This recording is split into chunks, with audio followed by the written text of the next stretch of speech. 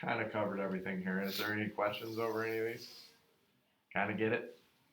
I mean, it's pretty straightforward. It's not good in a lot of cases. So we got to think about these things in the future when we're trying to make decisions. And that's part of the reason why you need to take biology as a high school student, because you have to make decisions in the future. You get the opportunity to vote on a law that may prevent some of these things from happening, which is the whole point of the next slide, sustainable development. We do have a lot of laws in effect that are supposed to help protect the environment. Although currently some of those things are changing, right? And sometimes it's logical, it's just because economically speaking, we can't continue to do this because we need to get this taken care of first, right? It is what it is.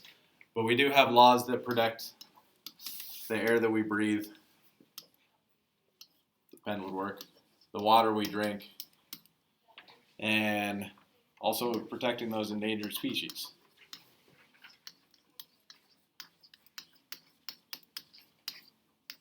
So we have that Clean Air Act. I don't know if you've heard of that. Or Clean Water Act. And then there's Endangered Species Act. They're all different laws that are trying to protect us in the long run. You guys know that it doesn't happen in Nebraska yet, and it might never occur like in as far as your farm equipment's concerned. But in Colorado, if you want to get a vehicle license, you have to take it in to do an emissions test, and half of our farm trucks would not pass that. So I'm not sure if Nebraska will ever do that. But you can't legally drive a vehicle in Colorado unless it's been tested, and they know that those emissions are low and it's not really that bad, right? But you know those old rusted out pickups that come up from the ranch, a lot of them are fogging us as we're driving down the road. So we know there's a lot of emissions there, and those might not pass. But water, this is important to us, right? That affects us very much so, because they talk about that huge aquifer below us and protecting that, making sure that nothing gets in there that's going to contaminate that supply that we have. So when they talk about like that Keystone XL, the pipeline that's supposed to be built right across, our land and over the top of our aquifer, that ultimately is something that could cause a problem. And there's a reason why people are pushing against that and for that, but you need to be informed one way or the other so you can make a good decision. Endangered species, you guys get that too. We protect certain things like bald eagles for one, right? But one of those things that goes with that, I think they call it umbrella species, right? Sometimes when you're protecting one species, you have to protect a lot of others at the same time because they affect that thing directly. So it's really nice for certain species when one other one's being protected, right? The fact that you can't do certain kind of fishing because it catches dolphins as well as, right? You can't. It protects the dolphins and it also protects those fish that you were trying to catch at the same time. So it helps their populations.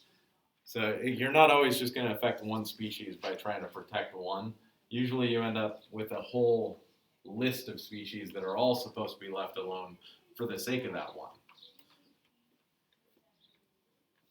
But otherwise, right, again, although this is extremely relevant, you guys know that this stuff's in the news every day, right? And we have to make decisions on this stuff, right? That's kind of the whole purpose of this whole chapter of this whole year in biology is so you guys can make better decisions as far as, is this okay or not that we're doing this? Do we need to change, right? Do we want to continue burning fossil fuels? Do we want to, in the process, have that pipeline that goes right over the top of our water supply, right? And could have problems there, right?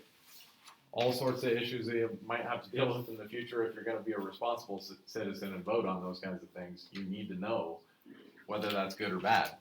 And you need to do your own research and find out whatever you can. I would say, again, just as an emphasis, that this thing right here, scientists are not sure. We really don't know if humans cause it or not. But does it matter if humans cause it? Not really so much. We still have to deal with the effects. So we want to try to prevent anything we can still at the same time. That's why it still is a big deal, even if we're not causing it. But we don't really know. So that's it for these. The last notes for the year. You need to make sure you complete some